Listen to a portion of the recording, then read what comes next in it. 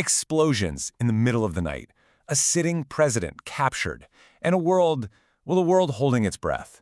We are going to break down the absolutely stunning U.S. military operation in Venezuela, what it means for, international law, for geopolitics, and really for the future of an entire country. So picture this. It's the early hours of the morning in Caracas. The city is asleep. And then, suddenly, it's torn awake by at least 7 huge explosions. You can just imagine the panic. People running into the streets, total confusion and fear. This wasn't some far-off conflict. This was happening right in the heart of a major South American capital. And it became clear very quickly that this was no accident. This was a targeted military strike hitting the absolute nerve centers of Venezuela's military. We're talking about Fort Tuna, their main army base, and Miranda Air Base. The message here was loud and clear. This was a deliberate, perfectly coordinated attack. And then came the announcement that just sent shockwaves around the entire globe. The confirmation came directly from the President of the United States. He declared that the U.S. had not only struck Venezuela, but had actually captured its sitting head of state. This wasn't just a military move. It was an act that completely shattered decades of diplomatic precedent. So, you have to be asking, why? What on earth could justify an action this dramatic? To really get the official U.S. reasoning, you first have to understand the state of Venezuela under Nicolás Maduro. We're talking about a nation that was already, teetering on the very edge of total collapse. Just let this number sink in for a second.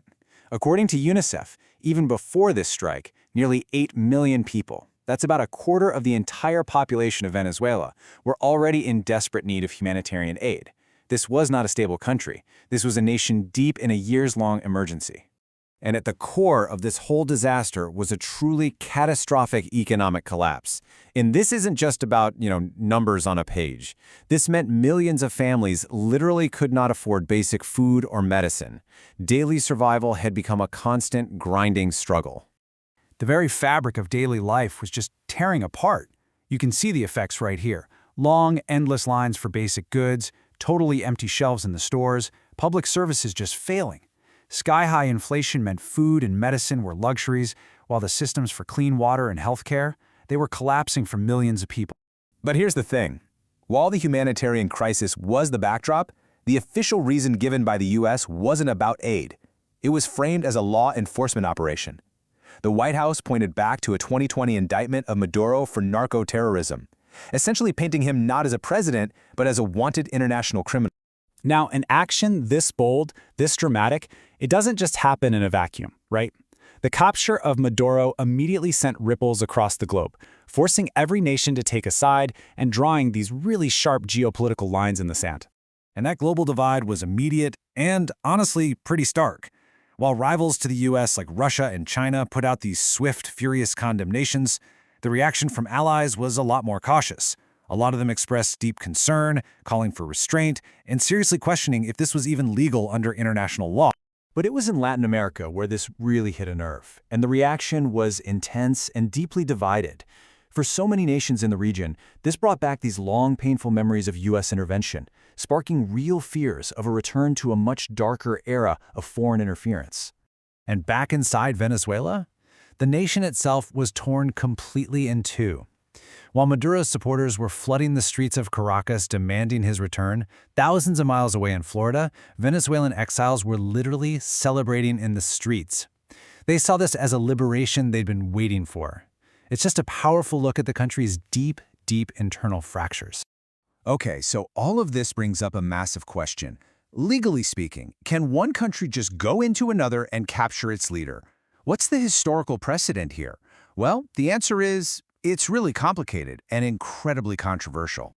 So this isn't exactly the first time the U.S. has intervened militarily in Latin America. But while there are a lot of examples, one really stands out as a direct historical parallel. That 1989 invasion of Panama, which had the explicit goal of capturing its leader, General Manuel Noriega. The legal argument for putting Maduro on trial in an American court comes down to this really controversial principle called the curve-Frisbee doctrine.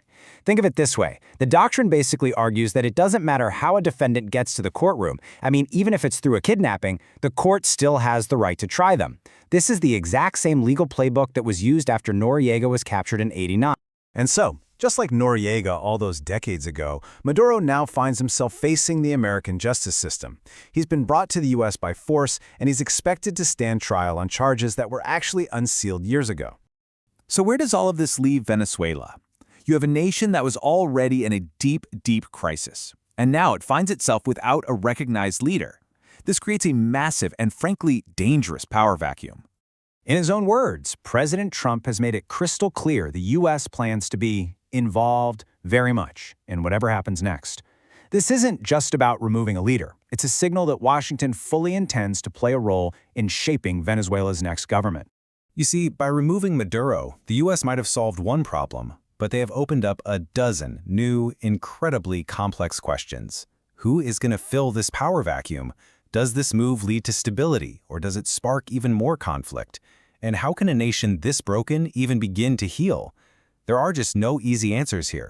And this, right here, this is the question that now hangs over 28 million Venezuelans.